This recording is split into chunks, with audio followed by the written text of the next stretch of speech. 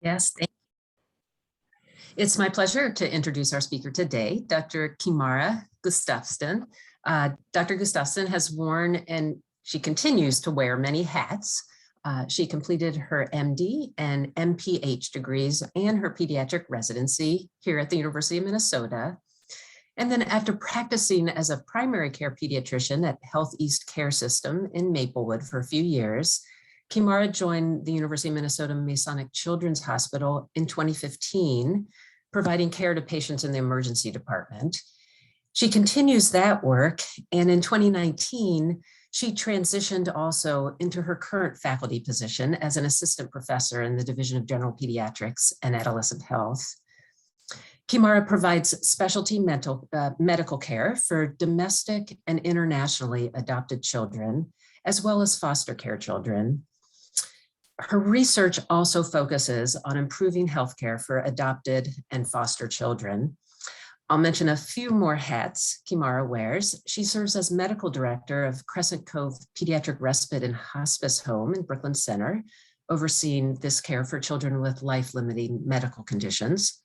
She is a member of the Minnesota American Academy of Pediatrics Anti-Racism Task Force, and she is a faculty mentor for our pediatric residency, Trainee Equity, Diversity, and Inclusion Council.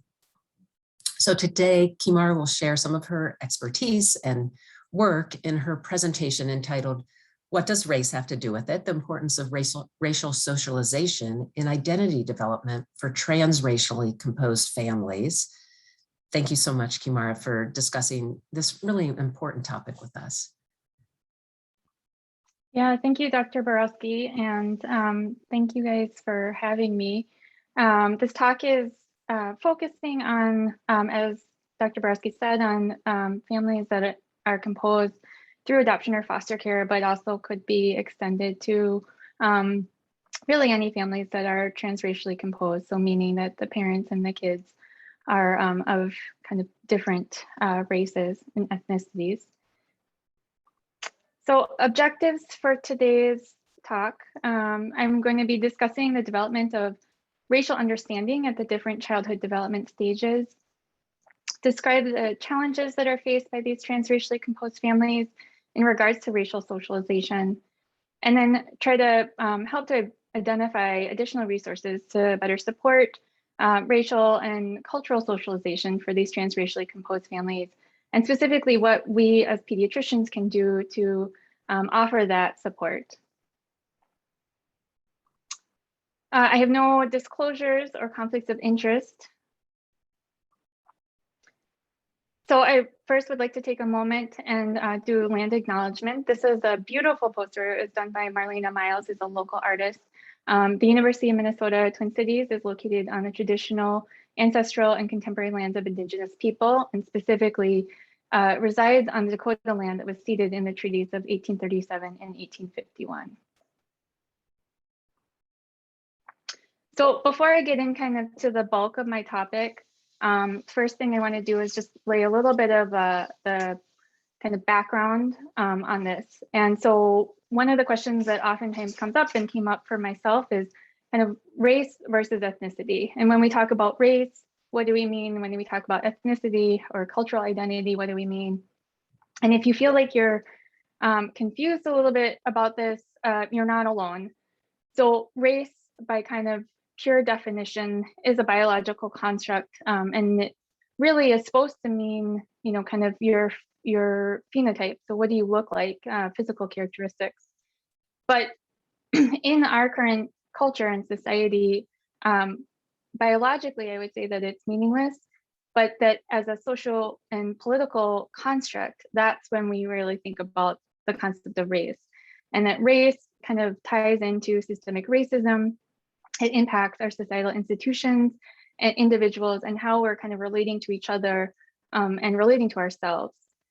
And when we boil it down to a young pediatric age, really when we think about race, we think about physical differences and the differences that children are noticing between themselves and others. So, and then ethnicity, we think of as being more kind of where your family of origin may come from, the cultural connections you may have with a larger community. And so this is where, again, if you're confused, you're not alone, because I pulled this demographic sheet from the US Census from 2020. And it's saying, what is this person's race? And mark the boxes. And it says white, Black, American Indian, or Alaska Native. And then it gives you all of these choices. They're Chinese, Filipino, Asian, Indian, which are actually ethnic groups versus race. And then the month is some other race. So as a broader community, no wonder we're confused if the census is asking questions that use the word race, when really they're talking kind of this mashup of race and ethnicity by kind of simplistic definition standards. So in 2019, Doctors Trent, Dooley, and Duget published the policy statement from the American Academy of Pediatrics, talking about the impact of racism on child and adolescent health. And I encourage you to go read the official statement. It's a beautifully written statement. And I know that Doctors Trent, Dooley, and Duget really poured themselves into it. But racism for pediatricians and why it's an important topic. So frequency. From their statement, they said, in practice, pediatricians and other child healthcare providers were encountering children that experience racism on a daily basis. I challenge you to think about what are other medical conditions that we're encountering with such high frequency. Health disparities. So we know that research done broadly and also locally, specifically Dr. Hardiman's group over at the School of Public Health, shows that racism has been linked to birth disparities and then as well as mental health disparities for children and adolescents. So I know that it doesn't always feel like this, especially in our current kind of climate, but pediatricians really were seen as a trusted source of information for parents and families. And so we're uniquely positioned to be able to both try to identify this and screen for it, as well as to provide support and resources for these families if they're experiencing racism. We also know that racism may be an inevitable experience for some of, if not many of our children, but there are buffers. And one of the buffers would be that if there's a positive racial identity for a person, that can really help to mitigate some of the negative impact they may be having from their racism experiences. We also know that developmentally, as a child is going through kind of young childhood into later elementary school and adolescence into young adulthood, that importance of the pro-social identity, it's critical during adolescence. And especially when the developmental period is focusing on, who am I, where do I fit, how do I fit with the people around me, and who do I feel like I'm identifying with in terms of commonalities and differences.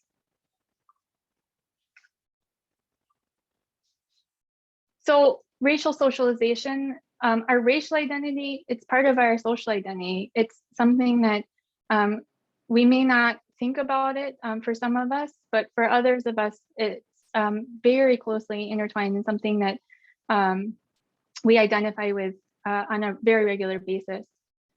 If the other reason why we have to kind of confront it is because racial socialization is how others are relating to us and how we see ourselves in relation to others. And then it influences the groups that we feel like we belong to and what values we hold to be important. Some influences of socialization: parents, family, friends, peers, education. I mean, you guys kind of already know these different groups, and I rank them in kind of the typical order of importance, but obviously for each person, this may vary.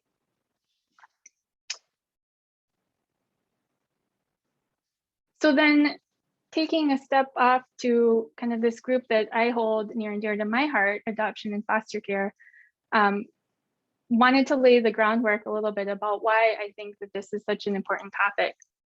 So looking at the demographics within this group, at the peak in 2004, we had nearly 23,000 children that were born outside the United States and then were transnationally adopted to American parents. In 2019, there were over 122,000 children in the foster care system with the goal of permanent adoption. And adopted children are less likely to be white or have Hispanic origin than children in the general US population, and they're more likely to be Black. So I did a quick Google search. I just typed in the words family and adoption, and then clicked on the images page. And these were kind of, it's a screenshot, excuse me, of the images that came up. And one thing that I would like to highlight here is when you look at these pictures, something that may jump out to you or definitely jumped out to me is who are the parents?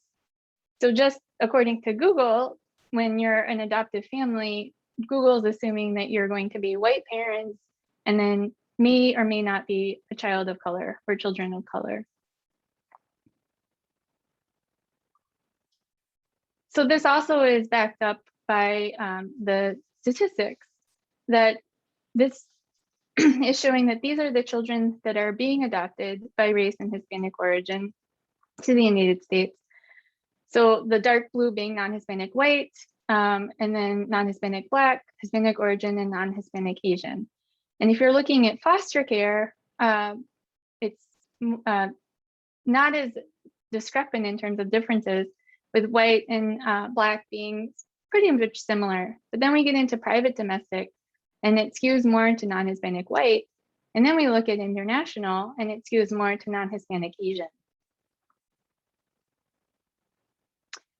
So then who are the parents that are adopting these children? And again, kind of dark blue, middle blue, and light. For foster care families, it's very skewed to non-Hispanic white parents. Private domestic as well, and then international, 92%. So you put those two graphs together, and what it results in is that you have predominantly, by and large, white parents that are adopting. They might be adopting a non-Hispanic white child, but more likely they're adopting a child of color. So a podcast that I love from NPR called Code Switch, they did a segment on transracial adoptees and their concept of racial identity and sense of self. And these are a couple quotes that I pulled from that podcast. I spent the first 12 years of my life thinking I was a little white girl. And when I found out it wasn't just a revelation, it was an identity crisis. So really, I think it's the lack of identity that ties transnational adoptees together. My language, my mannerisms, my experience were all informed by the white family I grew up with. Also on the Embrace Race website, there is an opinion piece by an international adoptee, Andrew Drinkwater, and he talked about how his awareness of racial differences from others began at a very early age. He said his white adoptive family never really had to think about racial ethnic identity until he was adopted into the family. And that in general, racial identity is complicated for many people, but specifically for adoptees, racial and adoptive identities are in kind of this very complicated dance in terms of relationship. Many adoptees, they don't have any connection to close family members that may share their racial ethnic roots. And so then may struggle to feel like they're finding kind of a group that they are able to feel a sense of belonging and identify with.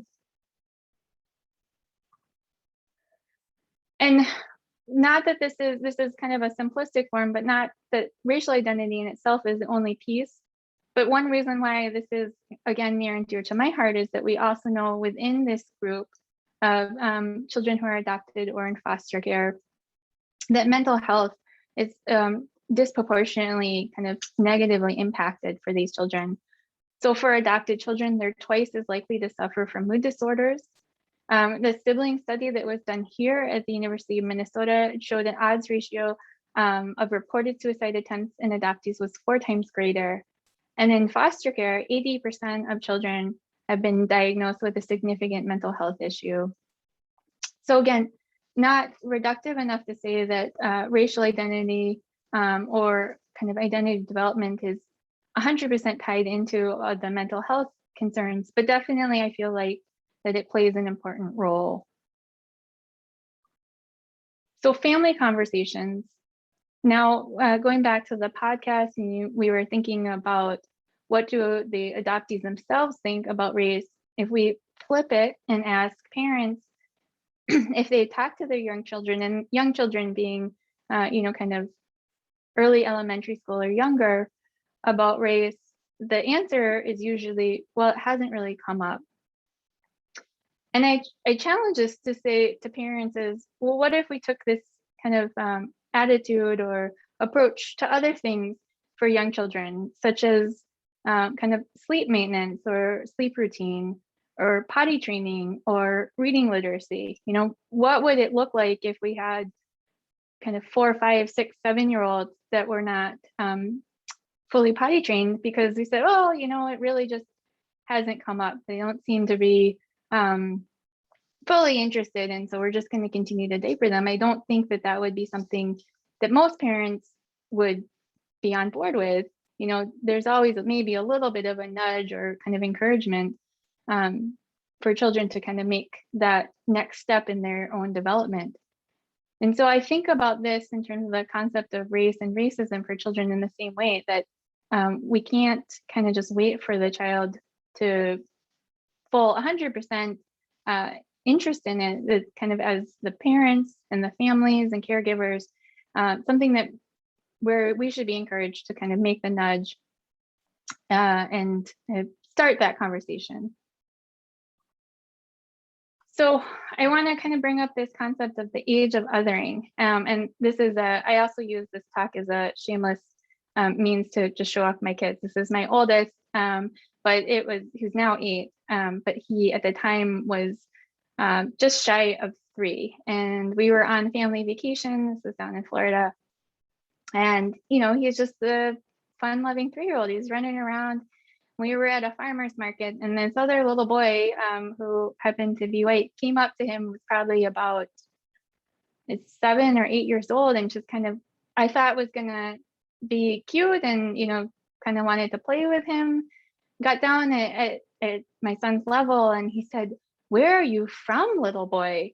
With a tone that was kind of implying that he wasn't from Florida. And I think a lot of us, especially people of color in the United States, probably know that when someone asks that, they're not asking like, are you from Minnesota? Are you from, Kentucky? I think what he was trying to get at was, what country besides the United States are you from? Other ways in which, especially our children that are in families composed from adoption and foster care, other ways in which they can be quote unquote othered would be, is that your mom or is that your dad? And how come you don't look like them? And then, or another question would be, hey, do you speak another language? Because, with the assumption of because of the way that you look. And then one that is kind of a backhanded insult that I always find is, wow, you must be really good at, insert math or science or sports, or, are you going to be a professional baseball player, basketball player, football player? And when we think about this age of othering, these are all questions that usually for older kids, they kind of know that it's rude to ask these, and it's happening at very young ages. So, thankfully for my oldest, when he was confronted with this question from this kind of annoying little other boy, he didn't really even notice. He kind of just kept running off. I think he saw ice cream or something, but he was 3 at the time. And then this is happening at 3, 4, or 5 years of age. So talking about race or not talking about race, especially for families that are transracially composed, it's fine until it's not. And this is a shameless plug, a picture of myself and my dad. So I am transracially adopted. It was born in Korea and adopted by white parents here. And I have to get a little plug out to, it's actually my dad's birthday too. So happy birthday to my dad. But getting back to my talk, so when parents are not talking about it, what they're not realizing potentially is that by not talking about it, they're also socializing their children about kind of their thoughts around race and racism, and specifically that it's something that we don't talk about.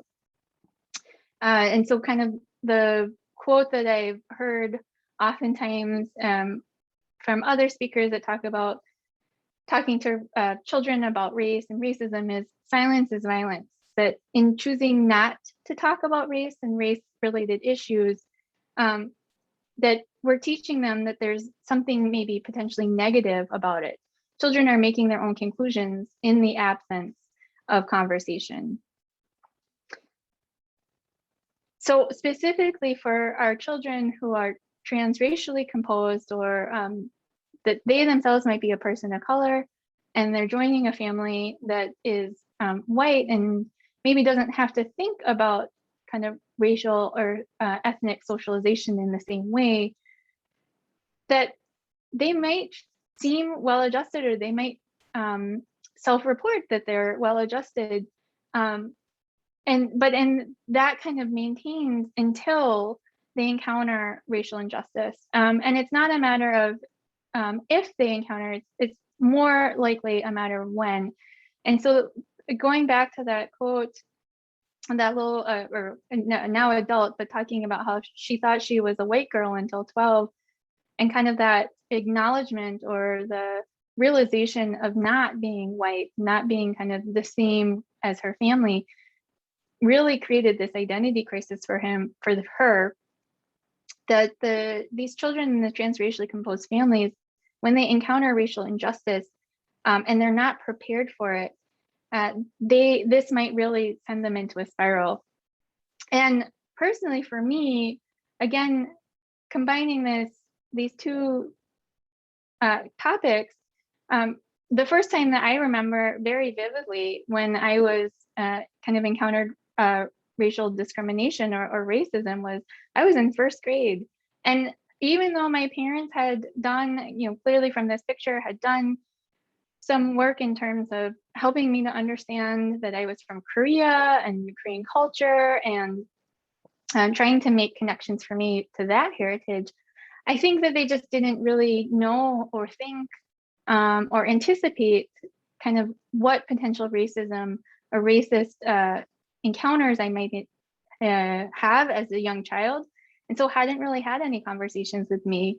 And so when I had that instance of racism as a first grader, it left me feeling confused. And it left me feeling thoughts about, did I do something wrong, or kind of what just happened, and why is this just happening to me and not happening to my friend? And so, and to be honest, I don't think that I actually really ever talked to my parents about it at the time, or even up until now, just because I think because we weren't having these conversations, I didn't really know if they would understand or agree, or really be able to kind of support me in the way that I'm sure that they would have had I brought it up. So transracially composed families, the parents' role, really, and ideally this would be happening kind of in the early stages as they're really kind of stepping into this new role as parent, is just acknowledging that we do live in this racialized social society. I think historically for adoptive and foster care parents, and just more broadly for our community, oftentimes we've been told, kind of this myth of the colorblind society, that everyone is the same and I love everyone equally. And while that is very kind of noble in a sense, it really actually has a negative impact in terms of invalidating or diminishing the children of color and people kind of who may not be able to have the privilege of navigating our culture in a kind of a non-racialized way. The other thing to really acknowledge is, and to start to get comfort in, is that at the young age, as we all know, kids who are in the kind of that toddler preschool age, they are just inherently curious, and they're going to notice things, and they're going to notice differences, and then they want to be able to make sense of their world. So they're going to ask about those differences. And some of those questions can be really uncomfortable for parents, especially as we put on the what we know in terms of stereotypes and discrimination and kind of what's an appropriate question or inappropriate question.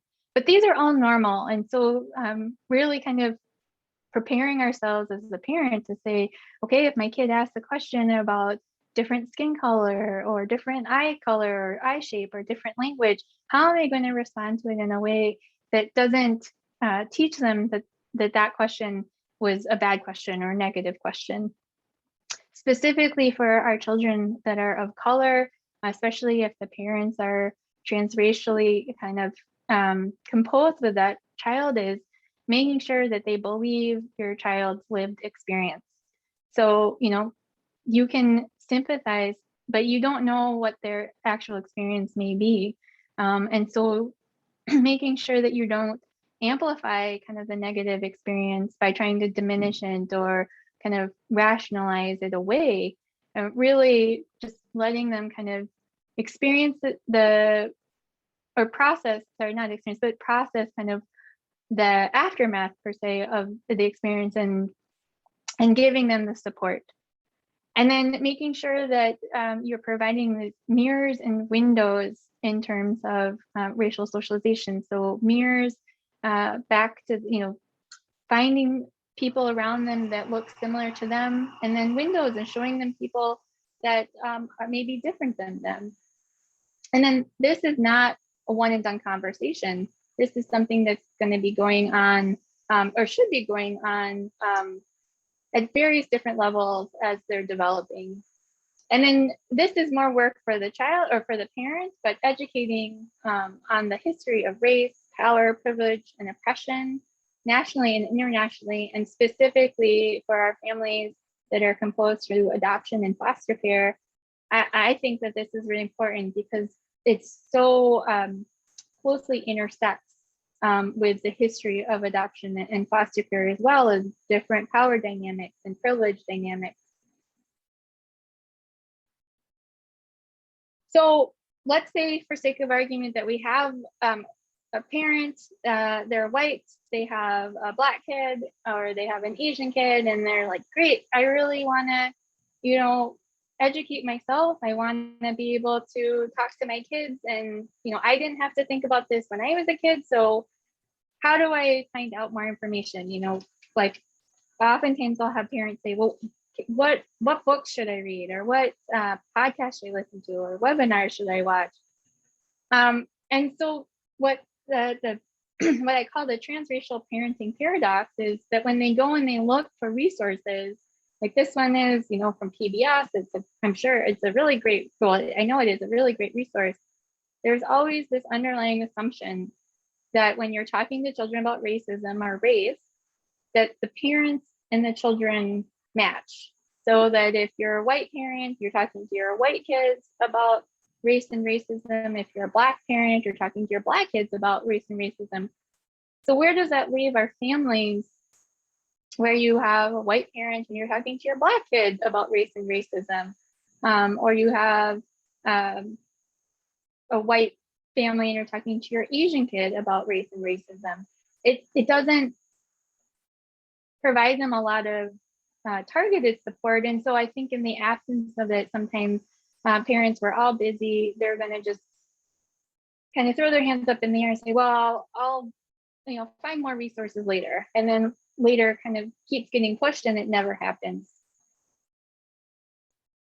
So this is where now kind of my call for all of us, the pediatrician's role. And this was actually very timely. I got this Pediatrician from the AAP kind of infographic yesterday in my email that I was encouraged to use on social media. So I'm sharing it with you guys. Babies are born ready to learn. So as we all know, they're sponges. They want to be able to absorb kind of all the information around them. And these first 5 years of life, 90% of their brain development is occurring. So what is the role of the pediatrician? We know that, through PCF and through our primary care clinics, there's just day in and day out, there's not a day where you're not doing anticipatory guidance, you're following their developmental progress, you're connecting families to community resources, making referrals as need be. And this is where I think this topic about helping children to, in a positive way, kind of progress through their racial identity, it kind of falls into this category. Because really, at the end of the day, what are we doing as pediatricians? We are advocating for the child. We want this child to be the best possible person that they can be, to be able to reach their best and highest potential. So what does it look like in terms of racial development? Kind of getting into that topic. We know that from research, this is Dr. Kelly and his team over in England. This has been replicated since this time, since 2005. But he's shown that 3-month-olds, they start to prefer their own race space. Now, this is actually, I think, again, ties into that paradox for transracially composed families, because if you go and you look at this study, he's making an assumption that they prefer their own race space based on kind of the eye tracking when they're looking at pictures that are the same race as their biological mother. Now, the recruitment for this study was done at a child and mother hospital, like a baby and mother hospital. So it's not in the study, but the assumption would be that these are all biological children of the mothers that recruited. So instead of saying their own race space, what really the study showed was that 3-month-olds are preferring the race of their primary caregiver, of their mother.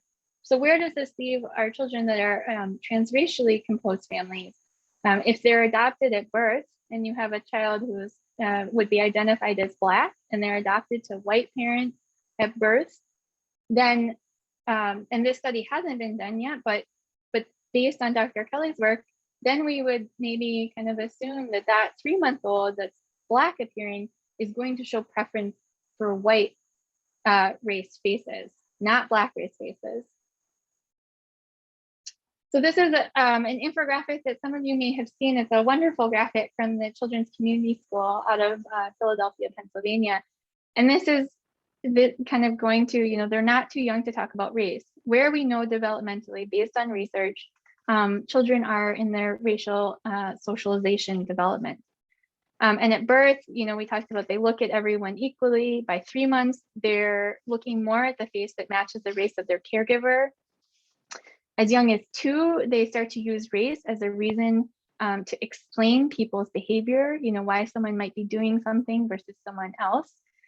By close to 2.5 and 3, they're starting to use race to choose playmates.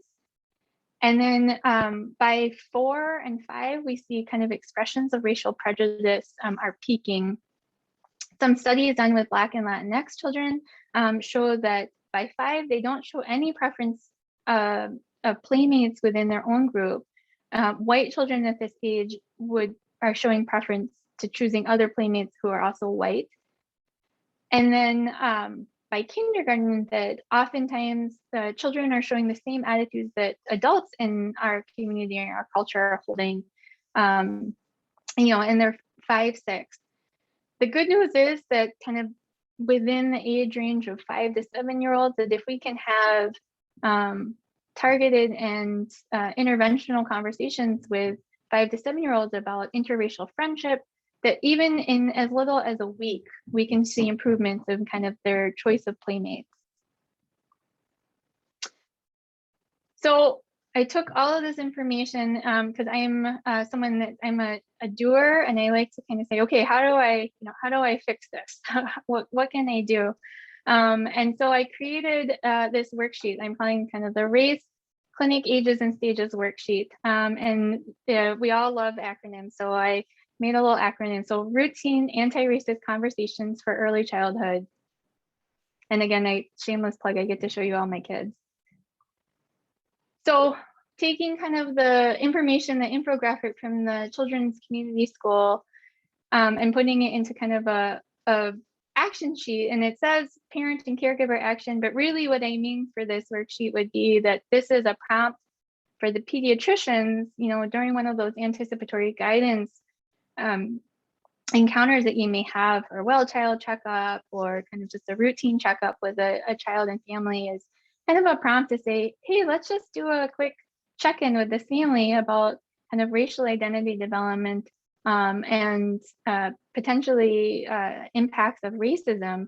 So knowing that children as young as 3 months old are starting to make these recognitions, for the parent or the caregiver is, starting with yourself, put your own oxygen mask on first, and taking a diversity inventory.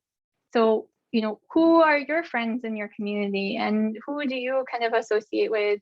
And if you feel like, gosh, I don't have a lot of community friends or people within my network that might be a good, again, going back to the mirrors and windows, might be a good mirror for my child of color, then I need to put the work in now. They're a baby and they're not fully aware of kind of their environment. And so this is a great time to start kind of building those resources, be it kind of within kind of a friend network, be it within kind of the media material that you might have, books and movies and music and community events that you start, or organizations that you start to get involved with. So children as young as 2, they're using race to reason people's behavior. So kind of building blocks on that next step. So starting early, starting right, is what one of my mentors was saying. This is when kids are kind of just in that cusp of the pre-literate in terms of speaking. And so let's give them the right terminology, the correct terminology in terms of racial literacy as they're learning to speak. So we don't have to go and kind of undo things that they learn that might be inappropriate or discriminatory, that they're really kind of getting the language that it makes them fully racially literate from the get-go. By 30 months, they're using race to choose their playmates. And so as any of us know as parents that have toddlers, the kind of the 2, 3, 4-year-old age, this is the period of the age of kind of fairness and justice. That's not fair, that's not right. I didn't get as much of the piece of cookie as my brother, or, how come he gets to go first all the time? But kind of tapping into that their concept of kind of right and wrong and fairness and unfair, and using it as a launching pad to, if they are making choices that might seem discriminatory or biased, kind of saying, in an age appropriate way, well, let's talk about this a little bit more. And, if you say something that might be viewed by older adults, now again, the kids don't necessarily know that they're being prejudiced or biased, but as the grown-ups, we kind of know, with all of the information we know about social kind of socialization, tell me a little bit more about why you think that. Why do you think that this person is bad? Or why do you think that people with this skin color might do X, Y, and Z? And then if the racial prejudice expressions are peaking around 4 and 5, and they're starting to try to categorize their playmates and classmates. I mean, this is the age in which, they're saying, that person's a boy, or that person's a girl, or, we're putting all of these people together because of the similarities, or we're separating these people because of their differences. This is a time to really kind of, again, as they show interest, or they're starting to kind of try to make order of their world this way, it's to kind of curate it in a way and saying, yes, there are all these differences, but we don't necessarily lump people together because of similarities or differences, or separate because of differences. And then by 5, that they're showing preference to whites because of the racial socialized kind of community and country that we live in. And so this is a time where I say, kind of make sure that you're not letting your own discomfort or kind of embarrassment related to, or just feeling under-resourced as a parent, to kind of convey this, that there's something bad about this. So again, going back to that kind of silence is violence. You know, the common example would be, you know, that they say, oh, look, there's a Black person, you know, kind of shushing them, because then they will start to associate that there's something negative about it. And then by kindergarten, you know, they are, that kind of racial attitude is starting to get set. And this is where I think, again, and I look to myself again, modeling our own growth, you know, that we're not going to be perfect. The parents especially are not going to be perfect, but this is a time when, as they get older, I think it's totally appropriate to share, you know, ways in which maybe you're making mistakes too. And, but then using it as kind of a, you know, teachable moment of, yep, mom, you know, I kind of made an assumption that wasn't correct, and, you know, here's how I identify it, and let's, you know, try to, can you work with me so that I don't make this mistake in the future. And then going forward, 5 to 7, you know, just, this is when you can really start to kind of sink your teeth into it. Kids at this age, obviously I'm biased, but kids at this age are just remarkable. And they really, I think, can start to understand things at a deeper level that we don't always give them credit for. And so we can really start to have conversations about bigotry and oppression and structural racism, and start to set them up before things are kind of so set in stone that they're unable to be changed. And then things to know at the bottom of my handout say these conversations are a marathon, it's not a sprint, and you don't have to be an expert. Again, kids are sponges and they want to learn, so this is a great opportunity for everyone to learn together. So, you know, as pediatricians, totally understandable, this also might not be something that we're that familiar with, and then therefore not something that we're that comfortable with. So what's something that we can do? One thing is, again, kind of similar to the parent role, the caregiver role, is start with ourselves and figure out what are the resources that might be out there, so that if a family is coming to you and has questions about this, you can say, that's a great question, you know, and here, let's talk about it. And then here's some things, some handouts or resources that you can look at home. And then we can continue to have this conversation at a future appointment. So one resource that I like on social media is The Conscious Kid. Another one is a little kind of pamphlet or booklet called Beyond the Golden Rule. This is for preschool and kind of young childhood age. And then the North American Council on Adoptable Children has, as well as MinAdopt, there's other local resources specific to children who are adopted in foster care, has some great articles about transracial adoption. You know, kind of love is not just enough. We need to do more beyond just love for these kids and these families. Other great resources that I'll point you to, Little Moments Count. This one is was started locally. There's also a podcast. If you go to this page, that's a partnership between Little Moments Count, the organization, and Minnesota Public Radio, that talks about topics of race and racism for early childhood ages, not specific to transracially composed families, but just as a great resource in general in terms of how to talk to kids and families about race and racism. Embrace Race is also similar, and they do have some articles that are specifically targeted to, as I alluded to earlier in my talk with one of the resources, to transracial adoption and transracially composed families.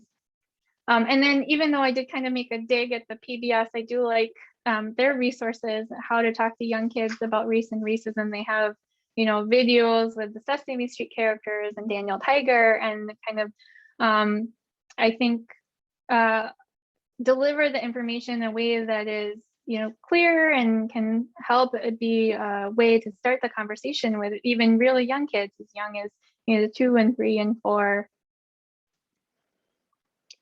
And then some other ones that are specific to adoption. So PACT Adoption Alliance is based out of California. Specifically, they're serving adopted children of color and their families. And so they have a lot of wonderful resources around this topic. And then MinAdopt, which is local, they have some multicultural resources, again, supporting adoptive kinship and foster care families. And then one of the kind of mirrors and windows resources that I always think about are books. You know, we are so fortunate in this area. We have so many great kind of access to books. And I know that there are a lot of clinics that we're partnering with Reach Out and Read and providing books. So we need to make sure that we are providing books that, again, are acting as windows and mirrors for these children. That's a whole other conversation they can have about the diversity within books for children's literature, but making sure, again, maybe when you're doing the diversity inventory, looking through the books, you know, do we have books that show both representation for my child of color, and do we have books that show representation of people that might be different from our family or different from kind of our immediate community. And with that, I thank everyone for this early morning talk. These are my 3 kids, so an 8-year-old, my now 5-year-old, and my almost 3-year-old. This was the pre-pandemic. Was, I think, the last conference I got to go to was the American Academy of Pediatrics conference down in New Orleans a couple years ago. So it was a fun family trip that we were able to take. And that's it.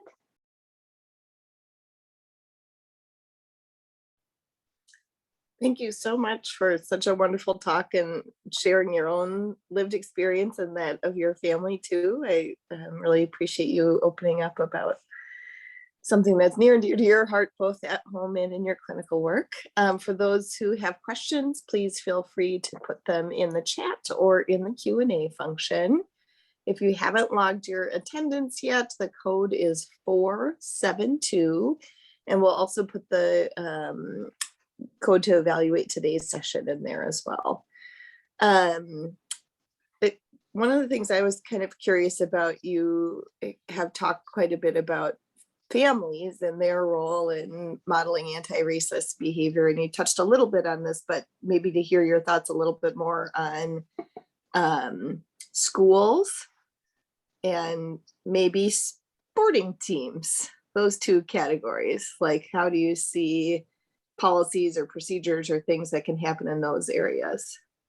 Yeah, so those are, I think, so it's a balance, I think, in that, you know, we don't necessarily want to uproot our kids, you know, if they're in a school that they like and, you know, they have their friend group and, or they're on a sports team, you know, especially as with my oldest now, I'm starting to learn about kind of the world of competitive kids sports, which is crazy.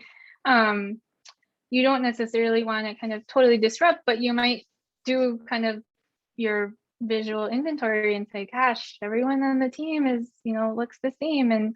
And so that's where I think, you know, there's a couple of different options. You know, one is in that kind of preschool age, starting to think about what's really important to you as a parent in terms of what you want your kids to learn, you know, quote unquote, learn. And I think about it as the things that they're learning in the school and things they're learning from school, like be it about the broader community.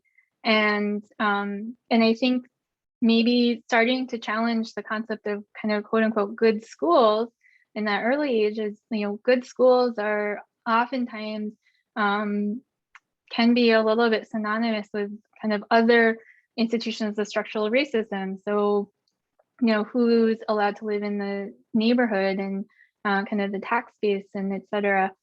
But I also appreciate that when kids are older, you don't necessarily want to pull them and uproot them. And so that's where maybe if they're in a school that's not as diverse and they're not having opportunities for those windows, that you look at, are there other ways to provide diversity for them? And maybe we could get them into a sports organization or another kind of peer organization that provides them those opportunities. And then similarly with sports, you know, that there's ways in which, you know, I think it's easy, and again, I'm speaking from experience, it's easy to start to think that, you know, you want them to be on kind of in the best sports league or the kind of, again, with their friends, but there might be ways to look outside of kind of the norm of the kind of leagues and whatnot, and see if they're able to have opportunities to just have interactions with people that don't necessarily look like them or aren't kind of their historical kind of safe network. Great, thank you. I think certainly this is something I've thought about a lot. I really like that worksheet that you showed because it was so practical, and I think really kind of lines up with the Bright Futures preventive guidance that we're so used to thinking about, like at this age, talk about this, and this is what they're going to be doing. And I know you've been doing some work with AAP as well. Do you have any examples of clinics or practices where this is working really well, or, you know, people who've been trying out having more of these conversations with their patients and some of the lessons learned as you're talking with different colleagues? Yeah, so I think I surprisingly have not. And so part of the reason that I came up with the worksheet was that when I started having these conversations, I was actually started with the conversation of, hey, does someone have this resource that I can kind of borrow and start to use in a clinical setting? And I think even though there is a lot of interest and energy around it, especially after the policy statement came out around AAP, as far as I can tell, and you know, feel free people, if someone knows of a resource, send it my way. But I know I asked in a whole variety of different kind of groups of if anyone had this resource, and as far as I could tell, I couldn't come up with one. I think that there are a lot of discussions about starting to incorporate more intentionally, you know, with the Bright Futures. And there's already some screening in terms of social determinants of health, in terms of housing security, job security, and food security. And so how do we start to incorporate kind of acts of racism? If we think of racism as a public health issue, how do we start screening for that with the Bright Futures anticipatory guidance? But then specifically for, I want to take it kind of one step farther, because with Bright Futures, you're screening the parents and you're screening, you know, what is their experience. And I want to make sure that as the clinicians, as the pediatricians, that we're not missing the child. And so that if the parents think, oh yeah, we're fine, we don't need to talk about race. Well, you might not need to talk about race as a parent, but let's talk to your child, you know, what is their experience? And again, we know, it would be my dream if we can incorporate this into Bright Futures and say, okay, we've asked about social determinants of health, we screen for racism, but then as we know for like clinicians, and it's busy, you're in a busy practice, you want to be able to then take it to the next step. Okay, you flag positive, and then now what do we do? What resources can we connect you to? Yeah, I think that's it's certainly an area of growth for myself as well. And I think you have to just start trying to have some of these conversations. And I often find that the kids have a lot to teach us, and then the parents are like, oh, maybe we should be talking about that. So I think just your point about, you know, by the time they're 6 or 7 years old, they've noticed a lot and they're thinking about a lot. So you can ask the kid what they're thinking and what they've experienced. And I think that really provides a good jumping off point for what resources a family may need. Yeah, and I think the thing to remember, and I have to remind myself this too, is that they haven't been fully socialized yet. And so when they come to you, you know, as a caregiver, or when they come to you as a clinician and they're making comments, that their comment in itself is just likely based on observation. And then if we kind of overlay the meaning, the like societal meaning to that, you know, so if you have, you know, like my 5-year-old in this picture, he came to me one day and said, you know, I want to wear a dress. And I had this kind of moment of like, yes, I want you to be able to wear a dress. But then my brain went to, you know, oh gosh, like, what does that mean? And blah, blah, blah. And I just, you know, for that couple minutes, I blew it up. And then thankfully, you know, I was able to kind of pull myself back and like, oh, you want to wear a dress? Great. Okay. Because that's all you know, in the moment, that's all it was. And so making sure we don't get ahead of ourselves as the grown-ups, because and overcomplicate it for these kids. Yeah, I think that's really, really wise. And we do that quite often. I think that we try to give too much information. It's like, nope, it was just a simple question. Yeah. Again, and I think one thing I was going to say that I tell like friends, and I do myself, one way that is, because like you said, Emily, is that it's not something that we're all familiar with talking about. And it is totally one of those, like, you get more comfortable the more you do it. And so one tactic that I use for my own kids, which, and they kind of have wised up to it, so they use it back to me too, is what I call the car talk, where you have some of these conversations when you're driving in the car, because you're not looking at each other, but you're kind of in a stuck space with each other. And I know with the pandemic, we're maybe not driving as much, but that's where sometimes some of these kind of more tricky conversations, like about race or racism or sexuality or bias, that I've been able to kind of quote unquote successfully have with my kids, because we're all kind of stuck in this little space on the way to the zoo or on the way to the you know, to Target, and then it's done, and you can kind of pause the conversation at that point and, you know, pick it up later on. But so that would be one suggestion, to just become more, you know, to practice and become more comfortable and familiar with it. Yeah, I think that's great. The being the carpool driver is, I will say, that's the next level of really getting all the intel, because then you get to hear them interacting with their friends and like, oh, that's interesting. You hide all your Halloween candy under your bed and you think your Yes. mom doesn't know. You know, I know your mom, right? Yeah. But it is a wonderful space where it sort of feels more like you're not, I think sometimes kids don't like it when it feels like we're lecturing them and kind of getting in their face. So that can be a good way to get around that. Yeah. Well, thank you so much. It was just a really excellent talk. We'll have the recording posted within the next 24 to 48 hours for those who want to watch it later. Please evaluate today's session and